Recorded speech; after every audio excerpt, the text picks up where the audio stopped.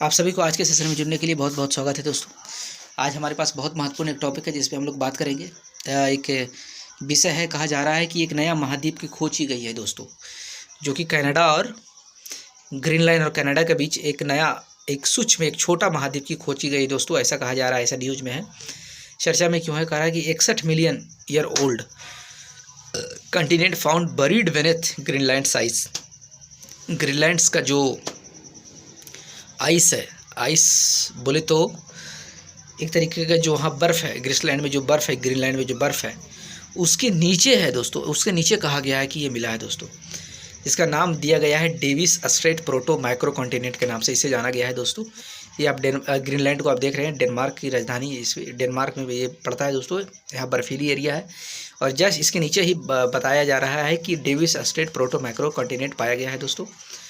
और इसके बारे में आइए वैज्ञानिकों ने क्या कहा इस पर हम चर्चा करते हैं। वैज्ञानिकों को ग्रीनलैंड के नीचे छिपा हुआ मिला एक नया महाद्वीपीय वैज्ञानिकों को ग्रीनलैंड के नीचे छिपा एक नया महाद्वीप मिला है।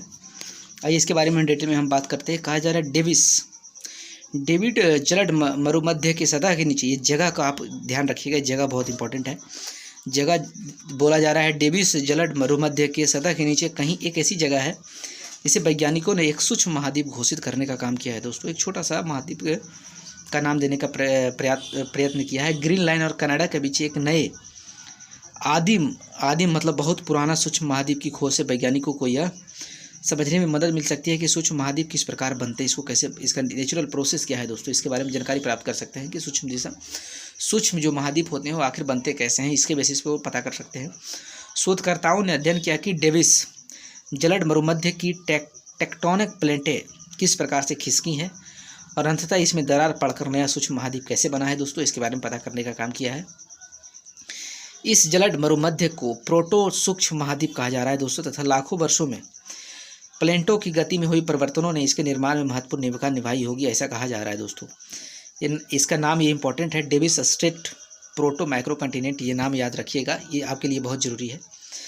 यूपीएससी के संदर्भ से देखें तो बहुत ज़रूरी है।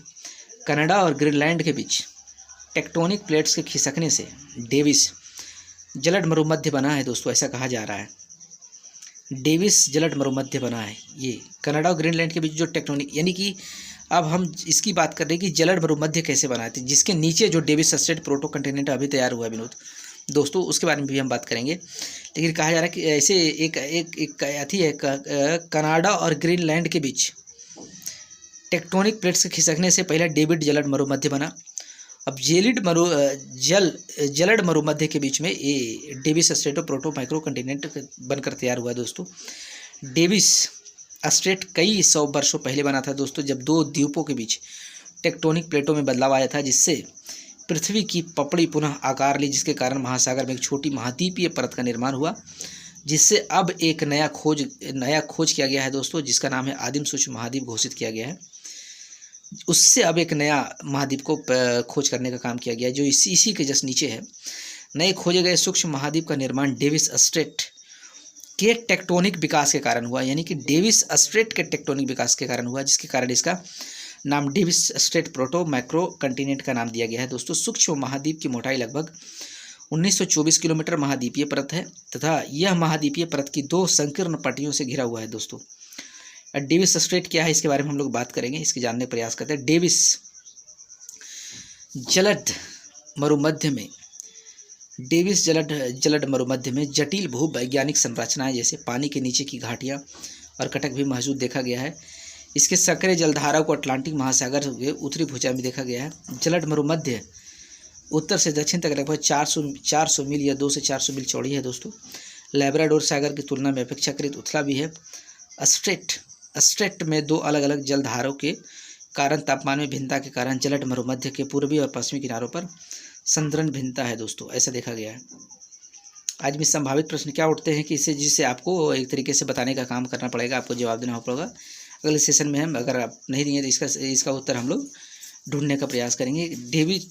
Davis Strait proto micro continent के संदर्भ में निम्नलिखित कथनों पर विचार कीजिए आप। वैज्ञानिकों ने माइक्रो कॉन्टिनेंट की खोज डेविड स्ट्रेट के समीप की गई है।